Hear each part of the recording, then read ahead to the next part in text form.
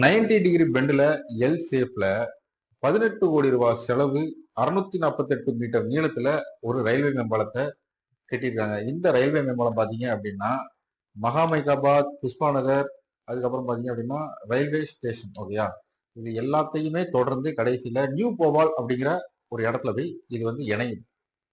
இந்த மேம்பாலம் கட்டினதுக்கு ரொம்பவே முக்கியமான காரணம் என்னன்னு கேட்டீங்க அப்படின்னா ஐஸ்பர்க் அப்படிங்கிற இடத்துல இருக்கிற ரயில்வே கிராசிங். இந்த கிராசிங்கால பாத்தீங்க அப்படின்னா மக்கள் பலருமே ரொம்பவே பாதிக்கப்படுறாங்க. ரொம்ப நேரம் வெயிட் பண்ண வேண்டியிருக்கு ரயில்வே கிராஸ் பண்ற வரைய. ஸோ இவங்க சுத்தி போகணும் அப்படின்னு நினைச்சாலும் அந்த கிராசிங் கிடக்கும் போது சுத்தி போக முடியாது, ஏன்னா அது ரொம்ப லாங் டிஸ்டன்ஸா இருக்கு. ஸோ இதுக்காக மக்கள் கஷ்டப்படுறாங்கன்னு சொல்லி கவர்மெண்ட் இந்த மேம்பாலத்தை கட்டுறதுக்கு அனுமதி கொடுத்து இந்த மேம்பாலத்தை கட்டுறாங்க.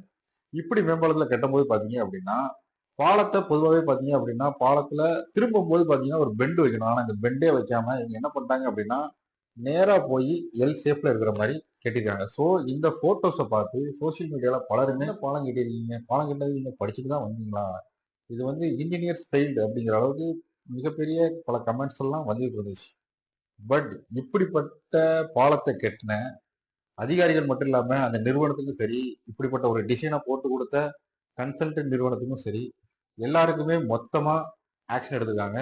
மத்திய பிரதேச மாநிலத்துல இருக்கிற முதலமைச்சர் மோகன் யாதவ். ஓகேயா, இந்த ஐஸ்பாக் அப்படிங்கிற இடத்துல இருக்கிற இந்த ரயில்வே ஸ்டேஷன்ல கட்டப்பட்ட இந்த மேம்பாலம் பாத்தீங்க அப்படின்னா போபால்ல தான் இருக்கு. இந்த பாலத்தை கட்டின இன்ஜினியர்ஸ் இருக்காங்கல்ல, 2 சீஃப் இன்ஜினியர், அவங்களுக்கு கீழே பாத்தீங்க அப்படின்னா ஒரு 5 இன்ஜினியர் இருப்பாங்க.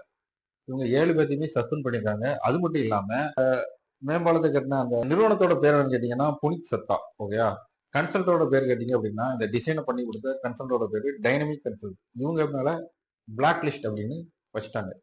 இந்த பிளாக் லிஸ்ட் அப்படிங்கிறது என்ன அப்படின்னா கவர்மெண்ட் இனி ஏதாவது திட்டம் போட்டு ஏதாவது பாலம் கட்டுறாங்க வைக்கிறாங்கன்னா இவங்க அதுல பங்கெடுக்க முடியாது. பங்கெடுத்தாலும் இவங்களுக்கு ஆர்டர் கிடைக்காது. ஏன்னா அந்த அளவுக்கு தங்களோட கம்பெனி பேரை இவங்க டேமேஜ் பண்ணிட்டாங்க. ஸோ வேற மாநிலத்திலையும் சரி எங்கேயும் சரி இவங்களுக்கு ஒரு ஆர்டர்னு கொடுக்கும்போது யோசிப்பாங்க. ஸோ அதனாலதான் இவங்கள பிளாக் லிஸ்ட் பண்ணியிருக்கிறாங்க. ஸோ இந்த மாதிரி ஸ்டெப் எடுத்துறதுக்கு மத்திய பிரதேச முதலமைச்சருக்கு பலருமே பாத்தீங்க அப்படின்னா பாராட்டுகளை தெரிவிச்சுட்டு வராங்க. அதாவது ஒரு தவறு நடந்துச்சு அப்படின்னா அந்த தவறை கண்டிக்கிறது யாராவது ஒருத்தராவது இருக்கணும்.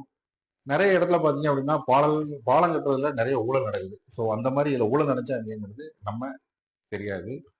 இந்த மாதிரி எடுக்கிற ஆக்ஷன் பலருக்குமே ஒரு எச்சரிக்கையா இருக்கும் அப்படிங்கிறது என்னோட கருத்து.